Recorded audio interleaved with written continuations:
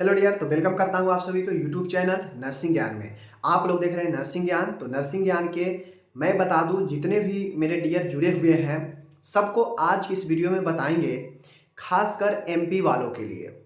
MP वालों के लिए एग्जाम की संभावना कब तक बन रही है, GNM first year, GNM second year, GNM third year की हम बताएंगे कि आपके एग्जाम की संभावना आगे कितने दिनों कितनों महीनों के बाद हो सकता है।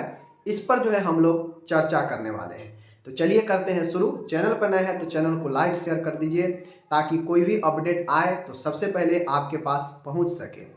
माय डियर, मैं आप लोग को बता दूं कि एग्जाम, सबसे पहले बात करते हैं जीएनएम फर्स्ट ईयर के लिए। फर्स्ट ईयर मीन्स 2022 से 23 का।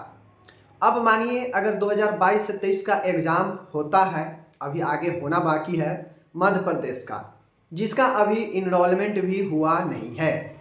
सबसे पहले एग्ज़ाम होने के लिए इनरोलमेंट होता है। इनरोलमेंट बेसिकली एग्ज़ाम फर्म से 4-5 महीना पहले ही भरा जाता है, बट एमपी में समस्या होने के कारण, स्टे लगने के कारण आपके इनरोलमेंट नहीं हो पाए। तो सबसे पहले इनरोलमेंट होगा। अब इनरोलमेंट होने के बाद कितना भी जल्दी समय लेगा, तो 2-3 महीना तो आराम से समय ले ही लेगा इनरोलमेंट के बाद फॉर्म डलाने का।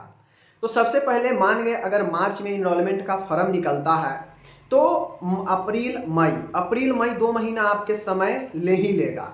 और जो एग्ज़ाम होने की संभावना है 22 से 23 का, वह लगभग जून में, आपके लास्ट जून तक एग्ज़ाम होने की संभावना है। एक बार और ध्यान से सुन लीजिए, मैं कोई काउंसिल में काम करने वाला आदमी नहीं हूँ कि मुझे पता होगा कि क्या है, कितना प्रोसेस चल रहा है जिससे आगे एग्ज़ाम फलाने डेट में हो सकता है। तो मैं एक संभावित चीज़ें बता सकता हूँ कि कैसे प्रोसेस आगे बढ़ता है उस हिसाब से। तो फर्स्ट ईयर का एग्ज़ाम जून में लास्ट में होने की संभावना है। लेट हो तो और आगे भी बढ़ सकता है, बट कम से कम मान के चलिए कि जून में आपके एग्ज़ाम बनते हैं। कुछ यही स्थिति जीएनएम सेकेंड ईयर का भी है। सेकेंड ईयर कहा जाए तो 2021 से 22 में जो एडमिशन लिए हैं, फिर उनका आगे जो सेकेंड ईयर होना है उनका भी अभी रिजल्ट के वेटिंग है। समझ गए? क्योंकि जो फर्स्ट ईयर वाले एग्ज़ाम दिए हैं तो उनका रिजल्ट आएगा, उसमें बहुत लोग पास करेंगे, कुछ लोगों का बैक लगेगा, कुछ लोग अपने नंबर से संतुष्ट नहीं होंगे।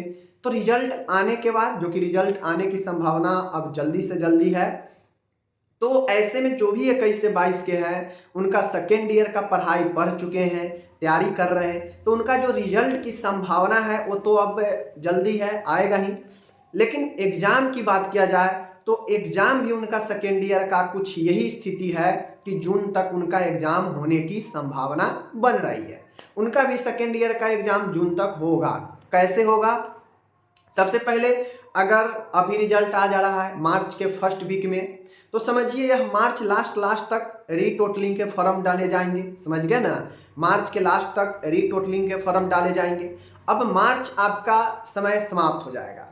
रीटोटलिंग के रिजल्ट जारी करने में 15 से 20 दिन समय लग जाएगा, 1 महीना भी लग सकता है। आ जाएगा आपका अप्रैल आ जाएगा।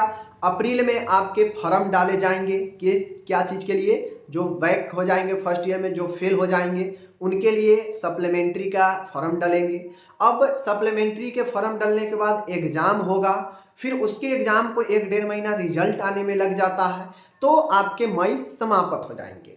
तो आपका जो एग्ज़ाम होने की जो है फिर से फॉर्म डालेंगे और तब जाके आपके सेकेंड ईयर का एग्ज़ाम होगा। यही कारण है कि हम जून लास्ट मान के चल रहे हैं कि सेकेंड ईयर का एग्ज़ाम और फर्स्ट ईयर का एग्ज़ाम एक साथ हो सकता है, जून लास्ट तक या जुलाई भी जा सकता है। बातों को समझ गए? अब हम लोग आगे आते हैं। हम लोग अब आते हैं थर्ड ईयर पर। फर्स्ट ईयर बता दिए, सेकेंड ईयर बता दिए। थर्ड ईयर के बात किया जाए तो सेम कंडीशन सेकेंड ईयर वाले की तरह है, बट थर्ड ईयर का एग्ज़ाम जल्दी होंगे। जल्दी किस लिए होंगे?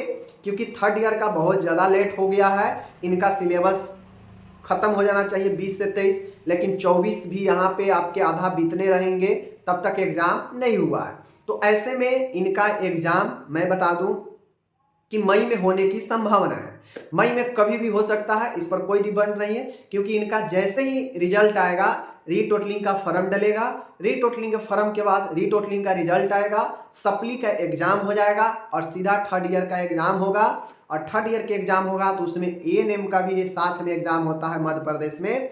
तो उस हिसाब से मई लास्ट तक थर्ड ईयर के एग्जाम होने की संभावना आपका देखा जा सकता है। समझ रहे हैं बातों को? तो मई लास्ट तक एग्जाम होने की संभावना है। थर्ड ईयर का केस ऐसा भी हो सकता है कि एग्जाम जून में भी जा सके थर्ड ईयर का। तो ये ओवरऑल एक डाटा मानकर चल सकते हैं कि अब आपके एग्जाम मई से जून में होंगे, चाहे वो फर्स्ट ईयर हो, चाहे सेकेंड ईयर हो, चाहे थर्ड ईयर जीएनएम हो। आपके एग्जाम अप्रैल तक मध्य प्रदेश में होने की कोई संभावना नहीं लग रहा है, चाहे थर्ड ईयर, चाहे फर्स्ट ईयर, चाहे सेकेंड ईयर। तो ऐसे में आप लोग अब ध्यान दे दीजिए कि आपका एग्जाम, मैं डाटा एग्जैक्ट नहीं बता सकता हूं और नहीं मैं ये दावा भी करता हूं कि हाँ अप्रैल के बाद ही होगा तो होगा, लेकिन इतना जरूर कहता हूं 90% मानकर चलिए कि आप लोग का एग्जाम अगर थर्ड ईयर है तो मई लास्ट मान के चलिए कि मई लास्ट तक होगा, या जून में भी प्रवेश कर सकता है थोड़ा मोड़ा।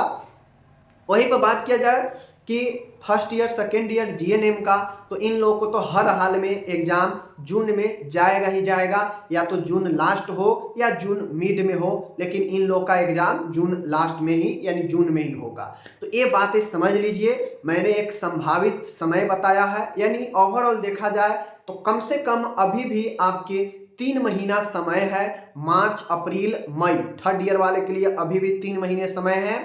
फर्स्ट ईयर वाले के लिए, सेकेंड ईयर वाले के लिए 4-5 महीना अभी समय है एग्जाम होने में। 21 से 22 या फिर 20 से 23 वाले, या फिर जो है 22 से 23 वाले सेशन जिनका फर्स्ट ईयर है। तो मैंने आपको एक कुछ बताना चाहा है ताकि आप लोग समझ लें कि एग्जाम कितना जल्दी हो सकता है अगर रिजल्ट जारी कर दिया जाए। तो मैंने वीडियो बता दिया, आप लोग बताइए क्या यूजफुल लगा है, अच्छा लगा है, नहीं लगा है, कमेंट कीजिए। मिलते हैं अगले वीडियो में, तब तक के लिए धन्यवाद।